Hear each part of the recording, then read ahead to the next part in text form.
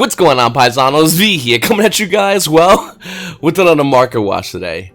Common question of the day right off the gate: what card are you looking forward to in Battles of Legends Armageddon? If you seen my video yesterday, I mentioned a couple of cards I think I have good potential in the market, and I want to know what you guys are looking forward to. Are you really looking to get that $2,000, what is it, the 10,000 Dragon card? Are you looking to put some other cards? I mean, I really do want to get my hands on Chaos Dragon, the Emperor Armageddon. Chaos Emperor, the Dragon Armageddon. I think it's a great card. Obviously, ideally, you want 10,000 Dragons. You want the Utopia card as well, with the glyph or writing for its name. I mean, there's a lot of cool cards in this set.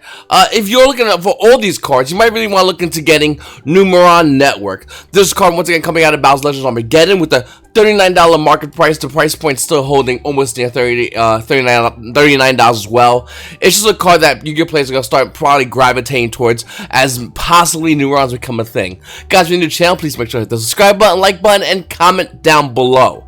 Next, guys, we have Terra Firma Gravity, and this came on the Premium Pack 2 with a $10 market price. The card actually is almost bought out. It's roughly around 15 bucks, only one listing here on TCG Player. I don't know what happened. It says hero in it, so I don't really need to know. Hero cards kind of just do this thing where they sporadically get bought out, and in the case of Terra Firma Gravity, that's what's happening. Then again, it's a Premium Pack 2 card. There's other listings on the Card Legend Collection 2, as well as the regular version Premium Pack, not the secret version. Then we have Garden of Rose Maiden, coming out Legendary Dual System Rose with a $27 market price. The value is roughly stabilized at $27. I only see this card being used in two decks: Water and Rockets. Specifically the Rocket FTK, but we're seeing newer Rocket decks play Garden of Rose Maiden in a more of a combo-oriented mid-range style build. But Garden of Rose Maiden FTK is basically the reason why this card spiked up again after it previously spiked up from it being useful in the Water deck. I actually have the Rocket FTK around me somewhere. I'm going to be doing a deck profile about that coming up soon, so stay subscribed to the channel if you're not. Next, guys, Fool's Burial Lost Arts Promotion. Do you have yours? Personally speaking, I don't have one of these cards. No locals near me has the ability to have that little program where you buy 30 bucks a Yu-Gi-Oh product and you get your Fool's Burial Lost Arts promo. This, as well as a bunch of other promos, including like Harpy Queen, which is like the newest one. It's just not happening. Look at Fool's Burial, once again, the Lost Arts promos with a $21 market price. The price was at $19, still relatively high. Relatively expensive. Now, this is even the most expensive version of Fool's Burial. That goes to the original Super Rare coming out of Trail Pack Booster 2 with a $115 market price. That price point, I mean, you got a lot you play over here for about $140. Then it goes up to $180 for the Super Rare version of this card. We also have number 100 Numeron Dragon, another card you might want to keep an eye on, with a $16 market price. The price point is currently stabilizing roughly around $16, just because, you know, Numerons. Is anyone playing Infernoble Knights at all? I mean, looking at Infernoble Knight Renard, this card at one point was like $37. That was a short stabilization price point for the card. Look at the market price is $21, $22, and the actual price point is showing to be roughly around, once again, $21 to $22. I really want to know, is Yu-Gi-Oh players out there playing Infernoble Knights? And is it a good deck? Now, take away that Smoke Grenade Thief. Is it still a good deck? No FTK, no taking your opponent's hand away. Is it realistically a good deck? I'd love to know, and you know, we'd love to know what you guys think in the comment section down below. We also have Noble Knight Noble Knight of High. Oh, that's a big word. Lancelin. Lancelin. The card's currently holding a $9 market price. It's roughly around $15 in the market, almost at $16. Obviously, it's the card you want to get if you are looking to play Infernoble Knights. Little fun thing, Battle Fader Ultimate Rare coming in Absolute Power Force. $13 market price for this Ultimate Rare. The lightly played Unlimited Rare version is about $9 before it quickly hits up to $13. And you want a first version of the card? Oh, it's not here on TCG Player. It's gone. In fact, the page bombs out on page 2, roughly around $40 for the Unlimited version of the Battle Fader. So if you guys have a first version of this card, good for you. I mean, a while ago, I think when Link Hero first came out, we talked about this card, and I said, hey, this is a cool card for Link Hero. If you have Link Hero in the graveyard, you bring out Battle Fader, and your opponent tries to get rid of Battle Fader, boom, you swap in the Link Hero. It was something just really nifty play, and everyone really went crazy on Battle Fader Ultimate Rare, specifically the first version, which at the time was relatively inexpensive. Well, with the whole collector's market going crazy and all the buyouts, here you have it. Battlefield Ultimate Rare just being cleaned off the market.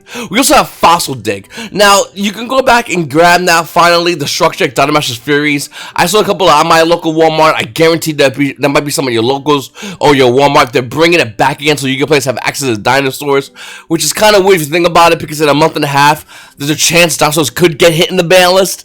I'll probably do a ban list prediction video coming up soon, by the way. But look at a Fossil Dig, OTS Porno Pack 7, the super rare version of the card, with an $11 market price.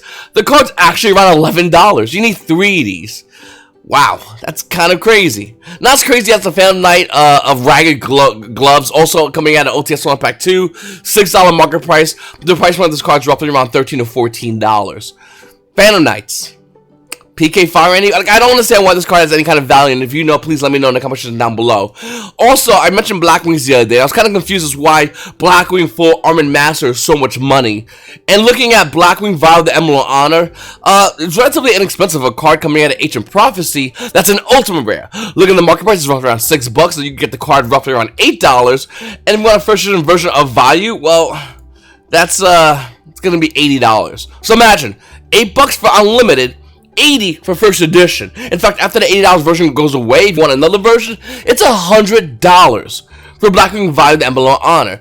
Now, once again, I don't think there's any Blackwing build currently right now that's out that just uses value, but I will say Blackwings really haven't gotten any real support with any of the new Link stuff. I mean, like, a new Blackwing Link would be good, maybe a couple of new Blackwing cards, dare I say it, a new Blackwing structure deck instead of Ice Barriers. Not that I'm afraid of Ice Barriers or upset about Ice Barriers, or even Cyber Dragons, but it would be cool for Konami to go, hey, should we do something with Blackwings, guys? Being the fact that the OCG Blackwings are loved, and the TCG Blackwings are loved. So it's kind of weird that Blackwings have not gotten anything. They have a lot of great cards, and I think a lot of great cards have a good potential to be used, but it can't be because, you know, no updated support. That's relatively recent, that's consistent. So look at Blackwing Vial of the Emerald Honor. It's one of those cards that, yeah, Yu-Gi-Oh! Players aren't using to play Blackwings, but if Blackwings got support, maybe this guy has the potential of being used. And for a relatively inexpensive price point, especially if you want the unlimited version for $8 for an ultimate rare coming in Ancient Prophecy, yeah, it's not a bad deal whatsoever. We also have Archlord Christia. I love this card and hate this card at the same time. Original Prince Secret Archlord Christia coming out Stardust Overdrive with a $40 market price. Well, it's no longer that. It's roughly around $95. I said a long time ago, and I kept repeating myself. If you've been watching the channel for a while, you might have already seen it. If you can find a first edition Archlord Christia, you have found the golden unicorn in Yu-Gi-Oh! This card, first edition, is almost as hard to find as like a Shonen Jump, you know, Gold Sarcophagus, or any of those older cards. Just insanely hard to find. Like, I rarely have ever seen a first edition version of Archlord Christia. In fact, the unlimited version of this card Secret was insane inexpensive for a very long time, despite me making multiple market watches talking about this card and going, yeah, this card's really good. Look at Archlord Christia once again. The unlimited version of the card Secret Rare is roughly around $95 in the market.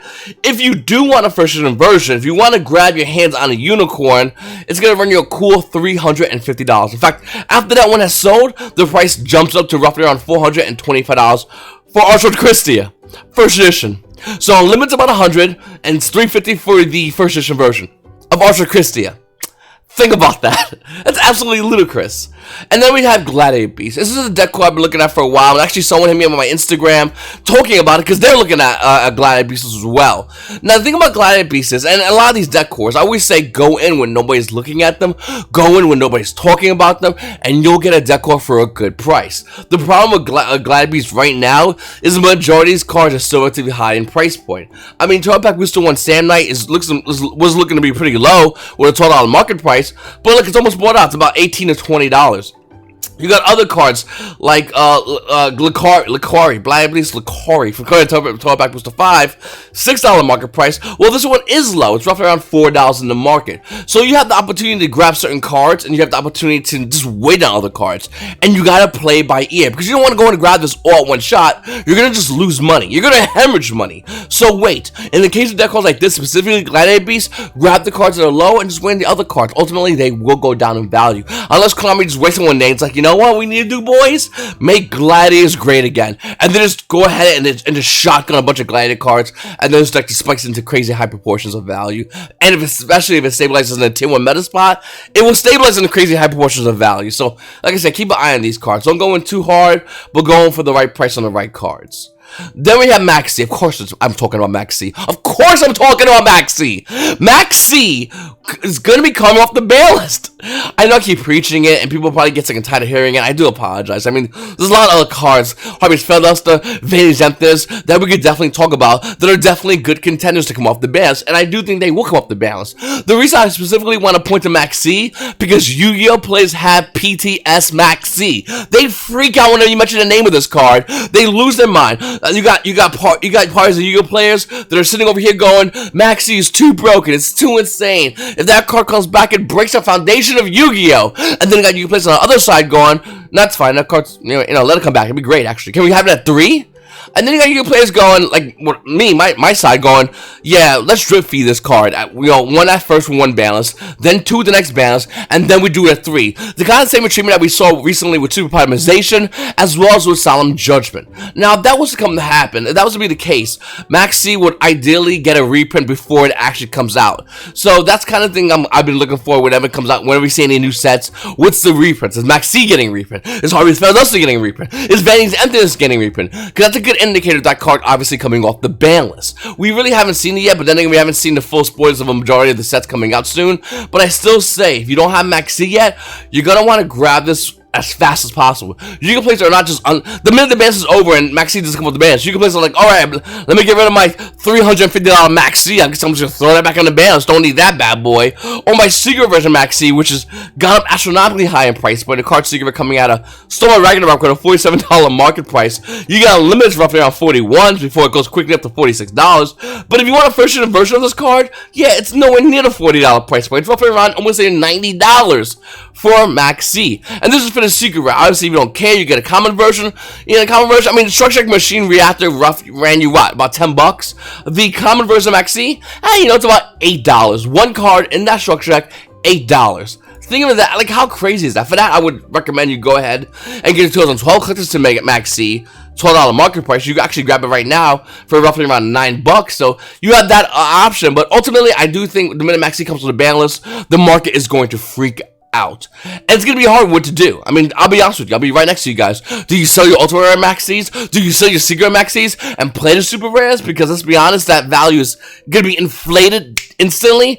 Or do you hold that and max rarity? I really don't have the answer for you. That's specifically on the player. I will say, though, if Max C comes out and goes to 1, I currently own an Ultimate Rare Max C. I'm keeping mines. Hopefully I'll be able to get 2 more before that day does happen, though. It's a bit of a pillow because a lot of these price points are obviously going to change for this card. And a lot of cards, like Harvey's Featherduster, and other cards such as like Vanity's Emptiness. I think a lot of Yu-Gi-Oh players are just not looking at these cards because they don't want to deal with the game state in which you have to play against these cards. Not only with these cards, but against these cards. That's something that a lot of Yu-Gi-Oh players are fearful of, which I think that's, it's something rational in the minds of a lot of Yu-Gi-Oh players. Yu-Gi-Oh players don't like a lot of change, but when change happens, Yu-Gi-Oh players don't want nothing else. Think about it this way: everyone who's comfortable with links now, how is it? You comfortable with links now, but when it first came out, the entire player base was like, "I'm quitting," and some did, and now they're coming back in Master 05. So Yu-Gi-Oh players, like I said, they definitely don't like change, but they adapt really good. We adapt really well. And I'd love to know what you guys think in the comments down below about that. If you're looking to buy any cards, click my T-shirt play, link in the description. It's your boy V, and you paisanos, have a great day.